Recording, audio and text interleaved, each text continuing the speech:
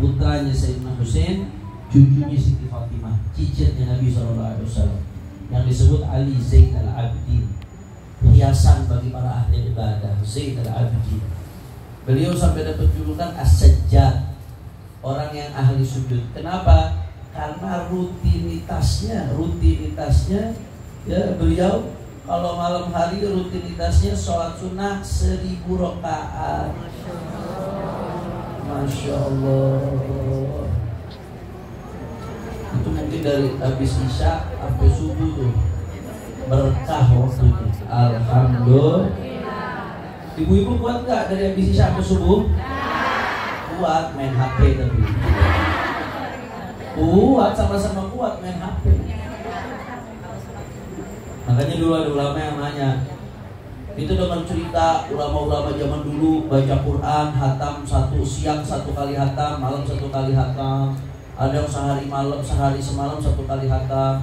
Ada ulama sekarang yang nanya ke ulama, kok bisa sih ulama-ulama dulu tuh begitu dekat banget sama Al-Quran, betah banget pegang Quran, sampai sehari ngatamin Quran sekali, sehari semalam, betah banget pegang Quran kayak begitu. Dia ngasih perumahan gampang. Iya, sekarang juga terjadi apa? Lihat aja orang megang HP. Orang megang HP 4 jam betah apa kagak? 10 jam betah apa kagak? Itu bocil-bocil yang main game, bocil-bocil FF bu, Free Fire, Mobile Legend. Itu 10 jam megang HP betah. Betul apa kagak? Nah, kata ulama, kalau mau lihat bagaimana ulama dulu betahnya megang Quran, ya lihat aja bagaimana orang sekarang betahnya megang HP.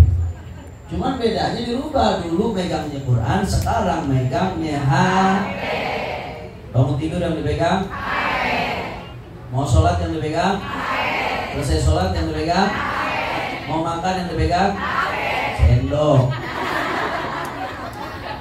HP. Selesai makan udah megang HP. Lagi pengajian megang HP.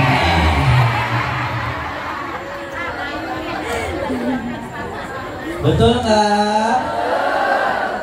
Kajian yang penting paham, nggak paham urusan belakangan. Yang penting update status WA. La ilaha illallah. Ya, kata ulama ya, kalau mau lihat betahnya ulama dulu ibadah, betahnya ulama dulu megang Quran, lihat betahnya orang sekarang megang HP.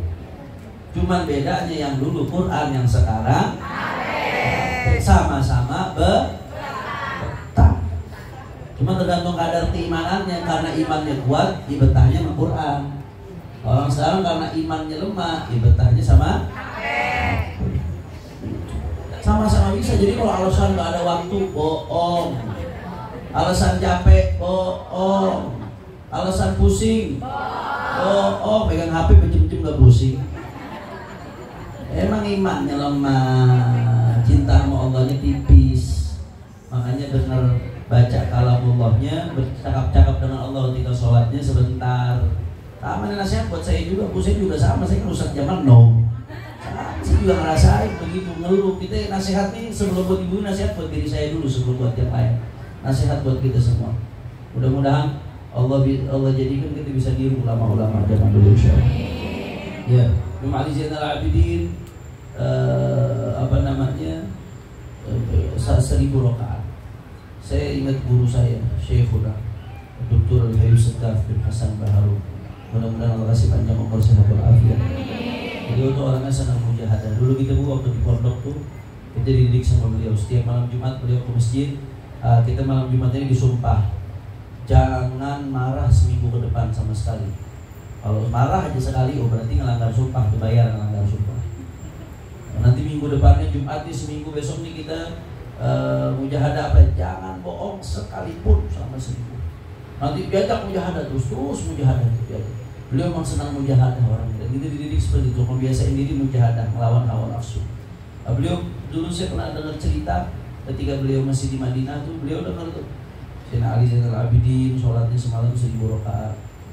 Kemudian ada ulama-ulama lain ada yang 500 rakaat satu malam, ada yang 300 rakaat satu malam. Imam Al-Haddad tuh seingat saya di masa mudanya aja Imam Haddad 500 rakaat deh satu malam. Imam Haddad yang kitabnya kita baca nih. Jadi kita baca kitab beliau ceritain ini, beliau sendiri ngamalin. Nah, Habib Seggaf tuh pernah beliau berusaha. Ini kok ulama-ulama dulu bisa begini, masa saya nggak bisa sih? Ini kalau ulama dulu kan sekali-sekali, tiap malam Bu, tiap malam, bukan sekali-sekali. Akhirnya beliau sekali-sekali pengen ngamalin, pengen coba kayak mereka, coba sholat. Begitu sampai berapa ratus rakaat, ke 100 ke 200 sudah nggak kuat, pingsan nggak sanggup, nggak kuat, bengkak itu kaki dibagi-bagi, udah nggak kuat. Jadi kalau kita lihat, kita kalau dengar cerita-cerita orang dulu nih, paling bagus ideal kita bisa niru. Kalau bisa niru, alhamdulillah. Tapi kalau nggak bisa niru, minimal kita kalau baca cerita orang dulu satu, minimal kalau nggak bisa niru sepenuhnya, kita bisa niru sedikit aja, paling nggak bisa niru. Yang kedua, kita kalau baca cerita orang-orang soleh, kita akan sadar betapa hinanya diri kita, betapa nggak ada apa-apanya diri kita. Kalau kita bergaulnya sama orang-orang yang mohon maaf, yang jauh dari Allah, yang kerjaannya maksiat, kita baru sholat wajib aja, sholat sendirian udah ngerasa alim banget. Betul apa enggak? Di zaman sekarang begitu, pergaulan di dunia entertainment, udah sholat aja, masya Allah tahu sholat 5 waktunya nggak tinggal, ya emang wajib. Kenapa? Karena standarnya rendah. Orang sekelilingnya nggak sholat, jadi begitu sholat aja udah merasa hebat banget. Tapi kalau kita dengar cerita orang-orang soleh, ya Allah, Imam Ali Zainal Abidin 1000 rakaat semalam, Imam Haddad masih mudanya udah 500 rakaat satu malam, ya Allah. Kita kecil nggak apa-apa, mau sombong malu, mau ngerasa diri hebat malu, mau ngerendahin orang lain malu. Saya nggak siapa-siapa, bukan apa-apa, baru bisa sholat doang mau ngerasa diri hebat, baru bisa di majelis taklim doang baru udah mau ngerasa diri hebat, padahal bukan siapa-siapa, bukan apa-apa, belum bisa apa-apa. Itu kalau kita yang kita dengar ceritanya orang-orang soleh, minimal standar kita jadi tinggi, sehingga kita terus melihat diri kita rendah, melihat diri kita penuh kekurangan. Ya, fala aqal minal i'tiraf bitaksir. Kalau kita belum bisa maksimal, belum bisa hebat seperti mereka, minimal kita mengakui diri kita bukan apa-apa. Minimal itu. Fala aqal minal i'tiraf bitaksir. Manfaat seminim-minimnya kita dengar orang-orang soleh, kumpul sama orang-orang soleh, minimal kita sadar diri kita penuh kekurangan, diri kita bukan apa-apa, diri kita bukan siapa-siapa, sehingga kita terus introspeksi mendekatkan diri kepada Allah Subhanahu. Kira-kira jelas atau tidak? Alhamdulillah.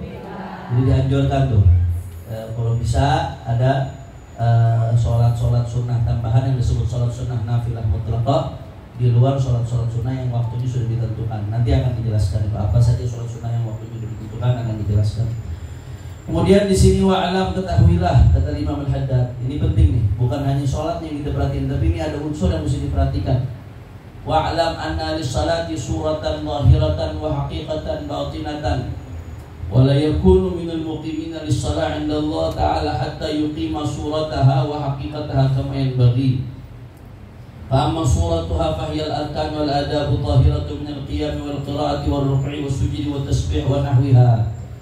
Wa amma haqiqatuha fa hiya al-huduru ma'a Allah wa ikhlasun niyyati wal qasdu lillah wal iqbal bi kulli himmati 'ala Allah wa jam'ul qalbi 'alayhi wa an yakuna fikruka maqsuran 'ala salatika wa la tuhaddith nafsaka bi ghairiha. Watakuna mutaaddiban biadabil munajati ma Allah. Sallu ala Nabi Muhammad. Ya, di sini kata Imam Haddad, perhatiin ini, ketahuilah, wa'alam, ketahuilah bahwasanya sholat itu punya bentuk zahir, tapi sholat juga punya hakikat batin. Nah, perhatikan baik-baik. Sholat itu punya bentuk zahir, tapi sholat juga punya hakikat batin. Kita nggak betul-betul dianggap mendirikan sholat kecuali kalau kita sudah betul-betul menjalankan dua-duanya. Zahirnya sholat kita jalankan, hakikat batinnya sholat juga kita jalankan. Itu baru benar-benar sholat. Sekali lagi saya ulang, perhatikan baik-baik. Sholat itu punya bentuk zahir, sholat juga punya hakikat batin. Kita nggak dianggap betul-betul muqimin, betul-betul mendirikan sholat, nggak dianggap betul-betul seutuhnya mendirikan sholat, kecuali kalau kita perhatikan zahirnya sholat juga batinnya sholat. Zahirnya sholat apa? Zahirnya sholat itu gerakan yang kita lakuin dari takbiratul ihram sampai kita salam, rukun-rukunnya, sunnah-sunnahnya, kemudian bacaan-bacaannya, mulai dari doa iftitah, kemudian al-fatihah, kemudian surah, kemudian tasbih-tasbih ketika ruku, ketika sujud, kemudian nanti di akhir tasyahud. Itu zahirnya sholat, gerakan zahir yang ada dalam sholat. Tapi ada batinnya juga. Itu zahir itu, tapi ada batinnya juga. Kalau ibarat manusia, ada badannya, ada rohnya. Yang tadi itu kita sebutin tuh gerakan sholat kita itu badannya. Rohnya apa? Rohnya khusyuk. Sholat dalam keadaan hatinya hadir, bahwasanya dia sedang menghadap Allah Subhanahu wa ta'ala. Sholat dalam keadaan hatinya hadir, khusyuk, tulus, ikhlas. Sholatnya bukan karena berharap pujian, bukan karena menghindari cacian, bukan karena takut diomelin, tapi sholatnya semata-mata mengharapkan ridho Allah. Semangat, senang hati setiap mau sholat, senang. Kenapa? Karena mau menghadap kekasih. Baru masuk. Insyaallah. Marhaban bil qa'il adlan wa bis salati marhaban musahla. Mau sholat sedikit, kalau lanjutkan ta'lim nggak masalah. Itu biasa di berbagai tempat, di Hadramut, di berbagai jurul ilm, di berbagai negara. Dan itu diamalkan karena dia untuk menyempurnakan dars, takmil dars. Nah tadi itu, jadi sholat punya zahir, punya batin. Zahir itu ibarat badan, batin ibarat ruh. Zahirnya sholat apa yang kita lakukan sehari-hari, gerakan yang kita lakukan sehari-hari itu zahir sholat. Dari kita takbir sampai salam, baik gerakan atau ucapan, itu zahirnya sholat. Batinnya sholat apa? Batinnya sholat khusyuknya kita, ikhlasnya kita, nyaman, senangnya hati ketika sholat. Karena kan kalau kita ngaku cinta sama Allah, berarti Allah kekasih kita. Kalau mau ketemu kekasih, senang apa enggak? Kalau orang mau ketemu kekasih, sumpah, berarti cintanya bohong atau tidak? Bohong. Masa mau ketemu kekasih, sumpah? Ya Allah, udah sholat lagi. Masa mau ketemu kekasih, sumpah? Cinta macam apa begitu? Al-iqbal bil himmah, dengan semangat, dengan senang menghadap Allah Subhanahu wa ta'ala. Khusyuk di dalam sholatnya. Itu adalah bagian dari ruh sholat. Jadi kalau orang sholat cuma merhatikan jasad saja, memperhatikan rukun-rukun saja, zahir saja diperhatikan, tapi nggak ada khusyuknya sama sekali, nggak ada ikhlas. Ibarat jasad tanpa ruh. Jasad tanpa ruh apa yang terjadi? Mayat, bangkai, nggak berarti. Atau sebaliknya, fokus urusan batin aja, tapi cara sholatnya nggak benar. Ibarat ruh tanpa jasad, apa yang terjadi? Gentayangan. Betul? Nggak bisa, ruh tanpa jasad nggak bisa, nggak kelihatan. Maka kalau mau betul-betul ideal, jasadnya harus diperhatikan, ruhnya juga harus diperhatikan. Jasadnya, hukum sholatnya, keabsahan sholatnya, rukun-rukunnya, sunnah-sunnahnya, dari takbiratul ihram sampai salam, bahkan dari sebelumnya soal cara bersucinya, tempat sholatnya suci apa enggak, pakaian sholatnya suci apa enggak, itu bagian dari jasad tuh. Itu mesti diperhatikan, ruhnya, khusyuknya, ikhlasnya, kesenangan hatinya ketika menghadap Allah Subhanahu wa ta'ala, itu mesti diperhatikan. Kalau sudah seperti itu, maka berarti jasadnya sehat, ruhnya pun hidup. Jasad bertemu ruh, itu baru namanya sholat yang benar. Makanya Al-Imam Al-Ghazali ngasih perumpamaan. Kita sholat nih, kita mempersembahkan sholat itu buat siapa? Buat Allah. Kita sholat, kita mempersembahkan sholat itu buat Allah Subhanahu wa ta'ala. Orang yang sholat cuma zahir doang, batinnya enggak, hatinya enggak khusyuk, pikiran kemana-mana, ikhlas juga kagak. Itu ibarat mau datang ke raja, niatnya mau ngambil hati raja, tapi memberikan hadiah ke raja budak yang udah mati. Jadi ngasih hadiah budak ke raja, tapi budaknya udah gak punya nyawa. Kira-kira itu penghormatan atau penghinaan? Raja marah, murka atau senang? Murka. Sebaliknya kata Imam Ghazali, orang yang sholat kemudian dia kan menghadiahkan sholatnya kepada Allah, tapi sholatnya nggak benar, rukunnya ada yang kurang, segala-galanya ada yang kurang. Secara hukum sholatnya nggak benar, secara fikih sholatnya nggak benar. Itu ibarat menghadiahkan kepada raja budak, tapi budaknya matanya pice, budak perempuan matanya pice, tangannya dua-duanya udah buntung, kakinya yang satu udah kagak ada. Ini ngasih ke raja nih. Kita kalau mau ngasih ke pejabat aja barang kalau kagak bagus malu. Betul apa kagak? Ini ngasih ke raja, budak matanya udah pice, tangannya udah buntung, kakinya udah buntung. Kira-kira itu penghormatan atau penghinaan? Penghinaan. Rajanya murka atau senang? Murka. Nah, Imam Ghazali mengatakan itu perumpamaan sama. Itu sholat dipersembahkan kepada Allah. Kalau sholat itu nggak ada khusyuk-khusyuknya, sama seperti orang mempersembahkan kepada raja budak yang mati. Bukannya penghinaan, bukannya penghormatan, malah penghinaan.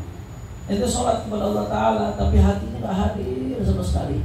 Padahal kalau lagi ngobrol sama sama orang yang kita sayang, kita bisa fokus.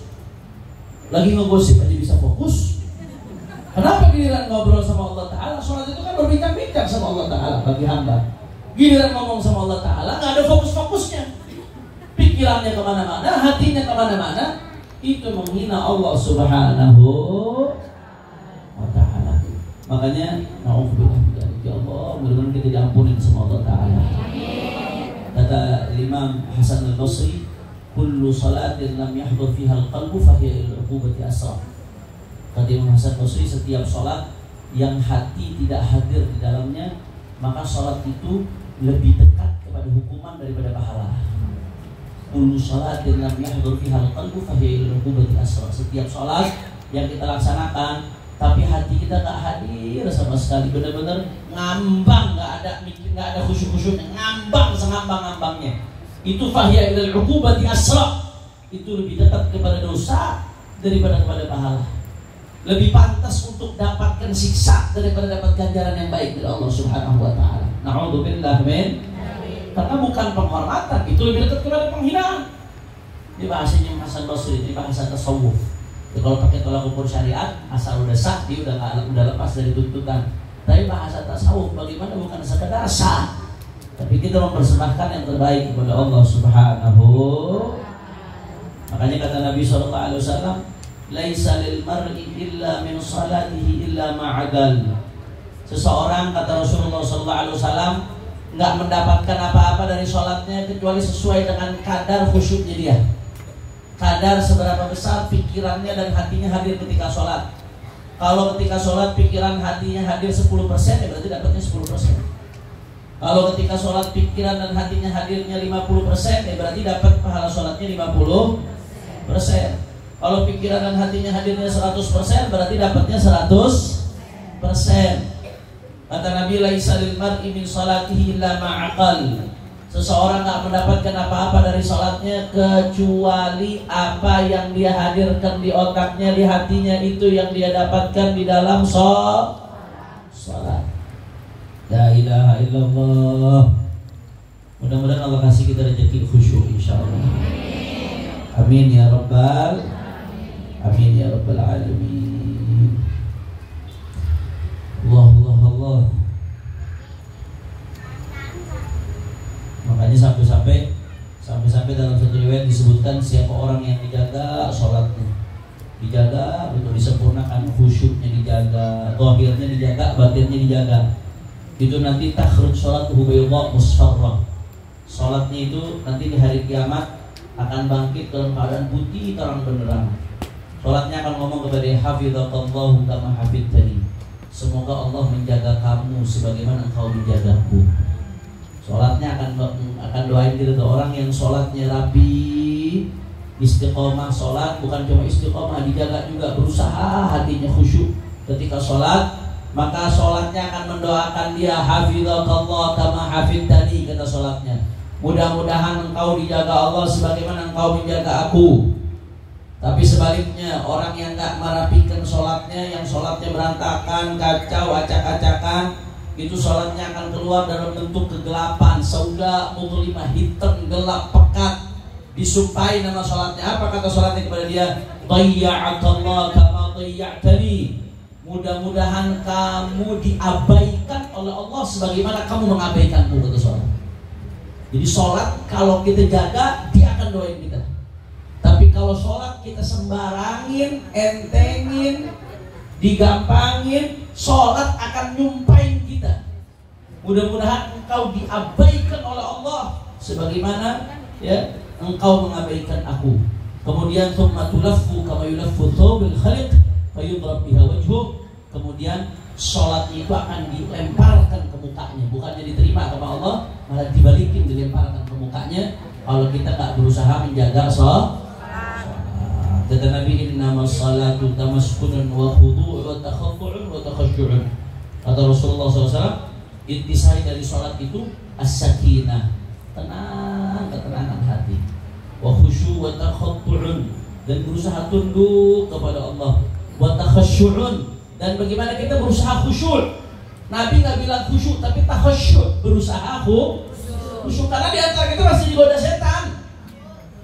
Barang hilang, udah lama hilang, 2 hari nggak ketemu. Kadang-kadang pas sholat inget bu, betul apa kagak?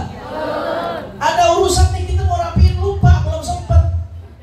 Sholatnya inget, begitu sholat inget, betul apa kagak? Setan tuh ngegoda tuh, ada aja udah sholat, ada aja. Inilah itulah, ada aja ngeganggu. Makanya kata Nabi, innamas salatu tamaskunun, berusaha mencari ketenangan hati. Ketenangan hati itu bu nggak ujung-ujung datang, tiba-tiba langsung bisa khusyuk, nggak bisa. Tiba-tiba langsung bisa sholatnya tuh betul-betul tenang, hatinya nggak bisa. Tamaskunun, kata Nabi. Tamaskunun wa takhaddu'un wa takhashu'un. Bagaimana dia berusaha khusyuk, berusaha betul-betul fokus menundukkan dirinya kepada Allah. Awalnya takalluf, awalnya berusaha dulu, berjuang bagaimana cara menghadirkan hati. Begitu lagi sholat mulai ke belok, hayal, balikin lagi, istighfar dalam hati Allah, balikin lagi, kembalikan lagi kepada apa yang kita baca dalam sholat, kita renungi. Begitu lagi sholat mulai kemana-mana, tahu begitu lagi, balikin lagi. Itu harus berusaha, dan itu nggak gampang. Ada orang udah berusaha 10 tahun, 20 tahun baru merasakan manisnya sholat. Jadi nggak instan, nggak sejam 2 jam, sehari 2 hari, sebulan 2 bulan selesai. Tapi ini perjuangan yang harus kita lakukan seumur hidup sampai mati. Saya selalu katakan, sebagaimana setan itu akan berjuang sampai kita mati, ya kita juga harus berjuang melawan setan sampai mati. Bukan berarti udah jadi ustaz terus sudah bebas dari setan. Oh, makin jadi ustaz setannya makin gede bu. Udah jadi ustazah, udah bebas dari setan. Oh, makin jadi ustazah, yang godain setannya makin jenderal, makin gede. Nggak ada. Perjuangan lawan setan tuh seumur hidup. Perjuangan berusaha khusyuk dalam sholat tuh seumur hidup. Perjuangan berusaha melawan bisikan-bisikan yang mengganggu dalam sholat itu seumur hidup. Tapi nanti manisnya akan kita rasakan kapan? Di dunia sebelum di akhirat. Kalau kita awalnya berjuang, berusaha khusyuk, awwaluhu takalluf, thumma tasharruf, thumma tashawuf, thumma tasharruf. Awalnya takalluf, awalnya maksain. Nanti lama-lama nikmat, lama-lama yang akan dirasakan halawatul iman, manisnya iman, ketenangan dalam sholat. Kalau udah merasakan ketenangan dalam sholat, maka yang didapatkan apa?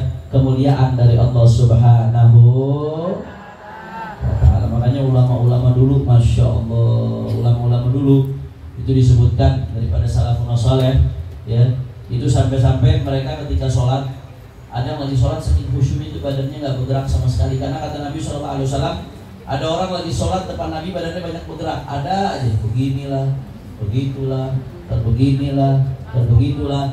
Kata Nabi SAW, lau khasya'a qalbu hadha la khasya'a jawarihu.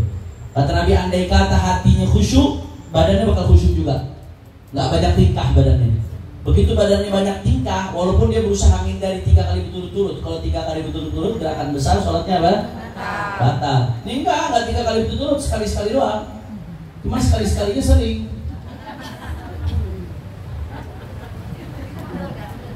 Ada aja. Kata Nabi, lau khasya'a qalbu hadha la khasya'a jawarihu. Kalau hatinya khusyuk, badannya bakal khusyuk juga. Kenapa badannya nggak bisa khusyuk? Kalau kata orang Tangerang, pecicilan. Ada aja yang dikerjain. Kenapa seperti itu? Karena hatinya tidak khusyuk. Nah, ada sebagian di sini disebutkan ya. Dulu ulama-ulama dulu nih, ada yang begitu sholat tuh saking khusyuknya nggak bergerak, sampai burung mencelok di badannya. Burung mencelok anteng di badannya ketika sholat. Saya mau tanya, burung mau nggak hinggap di tempat yang bergerak? Nggak mau. Kalau dia satu tempat bergerak, apa yang dilakukan burung? Terbang. Ini burung sampai hinggap lama betah. Ketika dia diri, burung hinggap. Ketika dia sujud, burung hinggap di kepalanya. Berarti kalau sampai ada burung bisa hinggap, berarti bagaimana dirinya? Lama, khusyuk, tenang.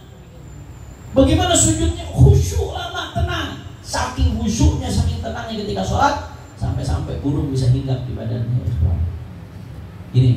Ini perjuangannya nggak sebentar. Salaf sahabat ini bisa seperti ini, perjuangannya nggak sebentar. Luar biasa perjuangan mereka. Ada di Jami' Basrah. Di Jami' Basrah ada satu tiang besar rubuh. Nah, ini tiang saking rubuhnya sampai penduduk pasar di satu masjid ada tiang besar di masjid rubuh. Itu saking besarnya itu tiang rubuhnya sampai penduduk pasar geger. Suara apaan tuh yang rubuh? Tapi subhanallah di dalam masjid itu ada satu orang yang lagi sholat. Dia nggak tahu ada tiang rubuh. Begitu selesai sholat baru kagetnya, ada apa rame-rame nih? Oh, ada tiang rubuh. Ada tiang rubuh. Kenapa? Saking khusyuknya ketika sholat sampai gak sadar ada tiang rubuh. Padahal satu penduduk pasar geger gara-gara tiang itu rubuh. Apakah perjuangan buat sampai bisa seperti ini? Perjuangannya gampang? Gak gampang. Perjuangan dulu, awal-awalnya sulit-sulit dulu, susah-susah dulu. Lama-lama akan diberi kenikmatan oleh Allah Subhanahu. Bisakah Allah ngasih kita kenikmatan ini? Bisa dibagi. Allah yang memberikan kepada beliau, Allah juga mampu memberikan kita. Mudah-mudahan kita dikasih sama Allah kenikmatan sholat seperti ini. La ilaha illallah. Sebagai Imam Ali bin Husain, Ali Zainal Abidin lagi yang kali ini, cucunya Nabi SAW. Itu ketika lagi sholat rumahnya kebakaran. Posisi beliau lagi sujud. Ini orang udah geger. An-nar ya benar Rasulullah. An-nar ya benar Rasulullah. Wahai cucunya Rasulullah, itu api cucunya Rasulullah. Api udah mulai membakar, wahai cucunya Rasulullah. Udah geger nih orang nih. Masyarakat udah geger. Ali Zainal Abidin masih sujud. Sholat dalam keadaan sujud. Begitu selesai beliau sholat, baru sadar rumahnya kebakaran. Begitu keluar dari rumahnya, orang tanya, kenapa wahai Sayyidina Ali Zainal Abidin? Tadi kita kebakaran rumah itu sujud, kita teriak-teriakin sampai gak bergerak sama sekali. Apa kata beliau? Al-hadni anha narul ukhra. Iya, emang mungkin ada api, tapi saya gak sadar sama api tadi. Karena saya dibuat lalai, karena saya sibuk dengan rasa takut kepada api yang lain. Apa api yang lain? Api neraka. Karena saking takutnya beliau sama api neraka, saking takutnya sama Allah Ta'ala, sampai sholat fokus, khusyuk, sampai bikin gak sadar dengan api dunia yang lagi nyala. Sudah ada di sekitarnya. Saking khusyuknya Imam Ali Zainal Abidin radhiyallahu ta'ala anhu wa radha.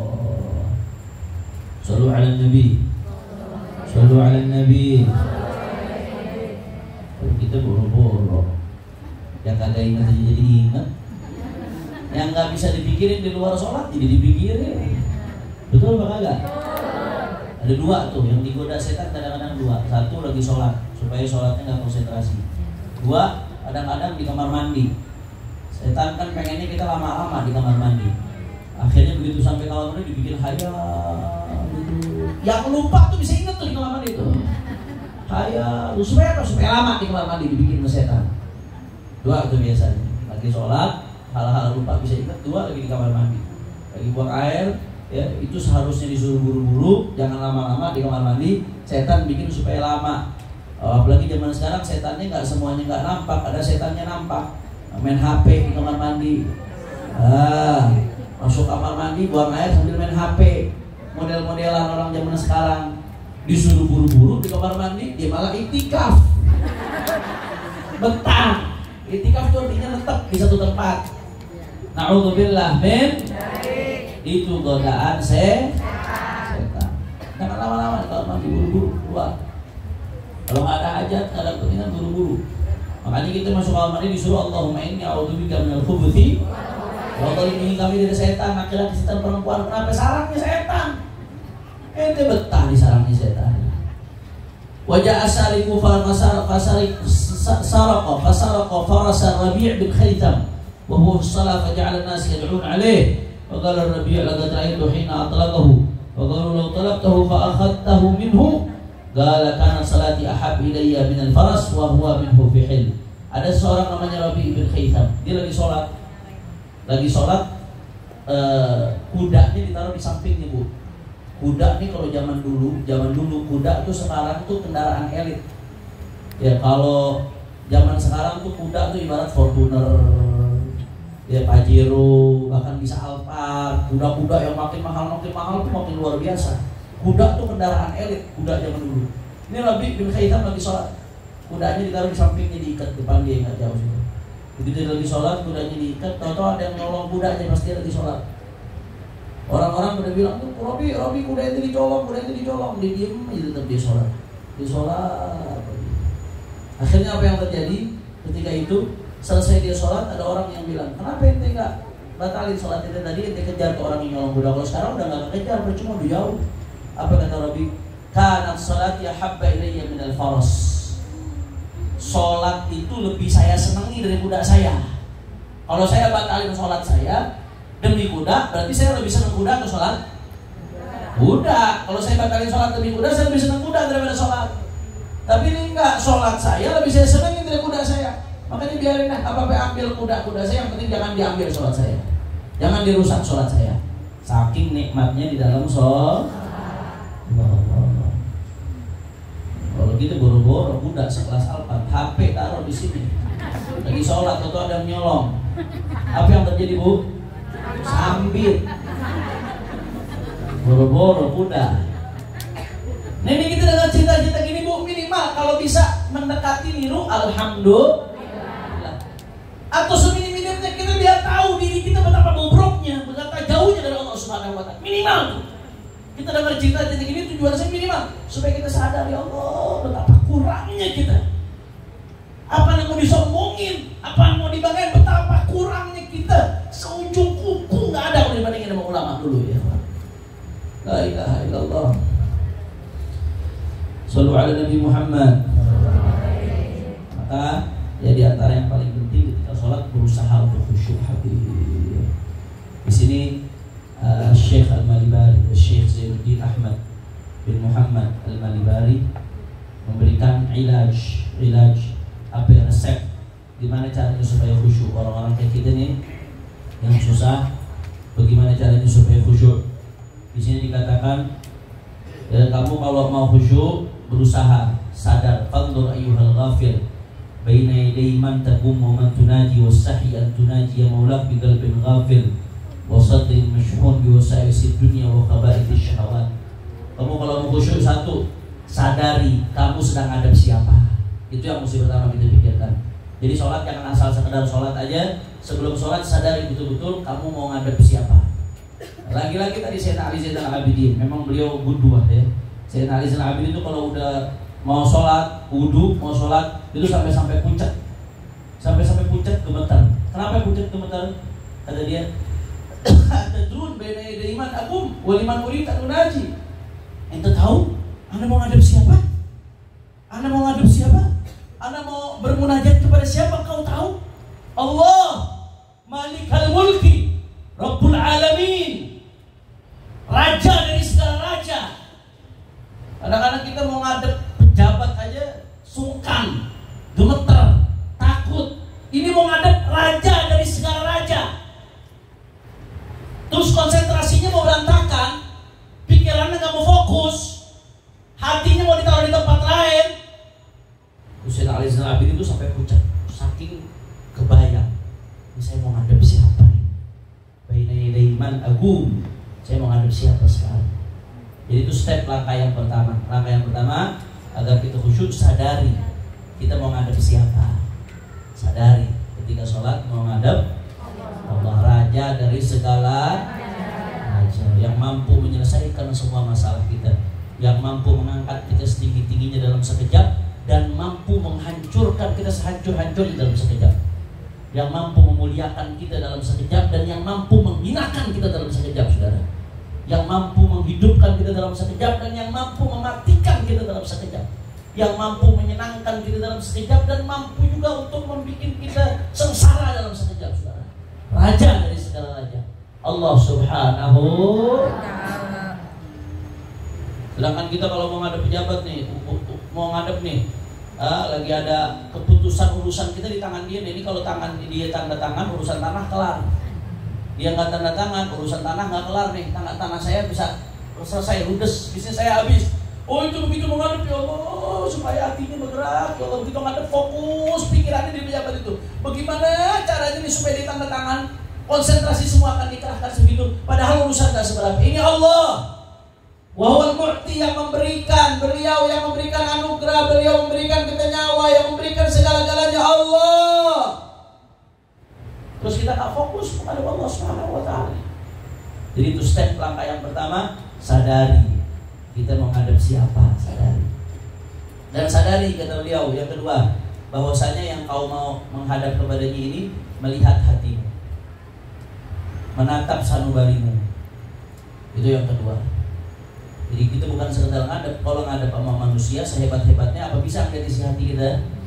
Gak bisa. Ya kecuali aulia Allah yang Allah bukakan kadang-kadang. Itu pun karena Allah bukakan, bukan karena dia sendiri bisa, karena Allah yang bukain. Tapi Allah melihat isi hati kita, terus hati kita mau mikir kemana-mana, otak kita di mana-mana.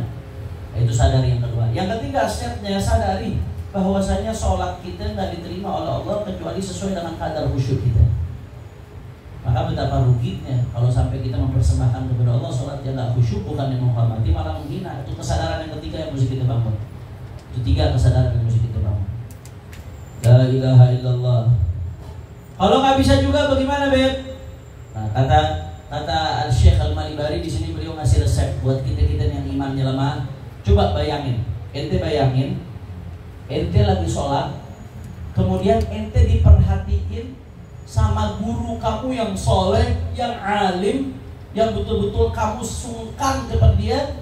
Bayangin, kamu lagi sholat, kamu diperhatikan dia, diawasin sholat kamu satu persatu sama dia. Kira-kira kita kalau sholat diperhatiin sama guru yang kita sungkan banget, yang kita yakin dia wali Allah, orang soleh, kira-kira sholat kita kalau diperhatiin begitu rapi apa kagak? Minimal kita bakal berusaha rapi. Betul apa kagak? Minimal kita bakal berusaha rapi tuh. Siapa? Ini di sini ibu-ibu ngaji sama Ustazah Aisyah, Syekh Abu Bakar. Mudah-mudahan kasih panjang umur, sehatul afiat.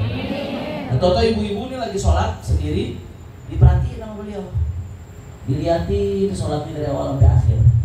Bu, kalau udah begitu sempat menceringang-ceringuk, sempat memain-main, minimal akan berusaha khusyuk, minimal berusaha. Nah, kata Syekh Malibari itu step berikutnya yang beliau sampaikan ya. Step berikutnya kata beliau, bayangin ente lagi sholat seolah-olah ente diawasi oleh orang yang betul-betul kau sungkan. Gurumu orang soleh betul-betul kau sungkan, kau hormati, pasti kau akan berusaha khusyuk. Setelah kamu bayangin itu, kata beliau, sekarang kamu tinggal mikir, apa kamu gak malu? Ini yang awasi kamu makhluk, kamu berusaha khusyuk. Masa diawasi sama sang khalik kamu gak berusaha khusyuk? Kamu baru ngebayangin doang tuh diawasi makhluk udah berusaha khusyuk. Sekarang ini bukan baru ngebayangin, emang diawasi sama Allah Ta'ala yang menciptakan gurumu tadi itu, yang maha agung, yang maha besar, yang mengangkat derajat gurumu tadi. Kalau diawasi sama gurumu kamu sama khusyuk, kenapa diawasi sama Allah kamu gak bisa khusyuk? Apa gak malu kamu seperti itu? Itu salah satu tips yang disampaikan oleh Al-Imam Syekh Zainuddin Ahmad bin Muhammad Al-Malibari, pengarang Irsyadul Ibad alaihi rahmatullah. Mudah-mudahan Allah bantu kita supaya bisa khusyuk. Dan meskipun demikian, sholat kita masih banyak bolongnya. Makanya selesai sholat kita Astagfirullahaladzim, Astagfirullahaladzim, Astagfirullahaladzim. Itu istighfar bukan hanya minta ampun atas dosa-dosa kita yang lalu. Minta ampun, ya Allah, sholat saya masih banyak bolong, sholat saya masih banyak kurang, ya Allah. masih banyak gak khusyuknya ya Allah, masih belum layak aku persembahkan kepadamu ya Allah. Istighfar, minta ampun sama Allah. Sholat kita ini butuh diistighfari. Makanya selesai sholat kita istighfar dengan harapan apa? Ya Allah ya Rabb, ini usaha kami, tapi sepenuhnya di tanganmu ya Allah ya Rabb. Yang kami harapkan anugerahmu. Kalau nganterin usaha kami yang khusyuknya begitu kurang, mau sampai kapan sholat kami gak diterima ya Allah? Maka kami mohon ampun ya Allah, terima ya Allah apa adanya, kurangnya sempurnakan ya Allah. Istighfar, minta ampun sama Allah Subhanahu. Sambil kita terus berusaha memperbaiki sholat kita, insya mudah-mudahan Allah jadikan hati-hati kita hati yang khusyuk. Sholat kita sholat yang diterima oleh Allah Ta'ala. Mudah-mudahan Allah rasakan, Allah berikan kepada kita rasa manisnya sholat, rasa nikmatnya sholat, rasa khusyuknya sholat, rasa nikmatnya bermunajah kepada Allah Ta'ala. Ala hadhihi niyah wa likulli niyatin salihah bisirril Fatihah. Bismillahirrahmanirrahim. Alhamdulillahirabbil alamin. Arrahmanir rahim. Iyyaka na'budu wa iyyaka nasta'in. Ihdinas siratal mustaqim. Shiratal ladzina an'amta 'alaihim ghairil maghdubi 'alaihim waladdallin. Sebelum saya tutup, saya mengundang buat ibu-ibu sekalian dan diumumkan kepada sanak familinya, kerabatnya, sahabatnya. Insya Allah besok hari Jumat malam Sabtu kami di Majelis Faridah akan mengadakan Jakarta Barat Bersolawat yang kedua dalam rangka Maulid Nabi Muhammad SAW, sekaligus haul saya punya abah almarhum wal maghfurlah Sayyidil Walid Al-Habib Abdurrahman bin Umar Al-Atas. Di mana Beb? Di dekat kediaman ibu saya, Kelurahan Sukabumi Selatan, Kecamatan Kebun Jeruk. Bukan Sukabumi Selatan Jawa Barat, bukan. Nah, ibu pikir Sukabumi Jawa Barat. Bukan, Kecamatan Kebun Jeruk, Jakarta Barat. Pokoknya dicatat di Google Map tuh Kelurahan Sukabumi Selatan. Keluar nggak jauh, acara di situ sepanjang jalan. Soalnya kita bikin acara tuh sepanjang jalan Z. Ibu-ibu ajak suaminya, ajak anaknya, ajak keluarganya. Kalau yang mau umroh, ya uzur. Yang mau umroh, tanggal berapa berangkatnya? Tanggal 2 siang. Oh, tanggal 2 siang ya. Kalau bisa hadir, alhamdulillah. Tapi kalau emang repot, nggak memungkinkan, ya nggak apa-apa uzur. Yang penting jangan lupa doakan saya di sana ya. Doakan saya dan keluarga, ibu saya, istri saya, keluarga saya semuanya biar panjang umur, sehat walafiat, diridhoi oleh Allah, bisa bahagia di semua dunia akhirat. Amin ya rabbal alamin. Ya, kalau yang datang jazakumullah khair. Tapi yang umroh ajak semua keluarganya, sanak familinya. Antum karena saya guru di sini, maka antum berarti di sana tuan rumah. Nah, semuanya hadir, semuanya ikut ajak menyebarkan, ajak masyarakat siarkan. Insya Allah. Ini saja yang saya sampaikan. Lebih kurangnya mohon maaf. Kita sama-sama tutup dengan dzikrul jalalah. Qala sallallahu alaihi wasallam. Ada pertanyaan boleh? Ada pertanyaan? Ya udah silakan satu pertanyaan. Baik. Pertanyaannya jangan Banten milih siapa? Nggak usah. Saya ikut-ikutan. Baik, ini pertanyaan dari salah satu jamaah Habib. Assalamualaikum Habib. Assalamualaikum. Di saat takbiratul ihram kan berbarengan dengan niat dalam hati. Tapi jika belum bisa melakukannya, bagaimana? Baik. Niat itu rukun sholat. Niat rukun sholat.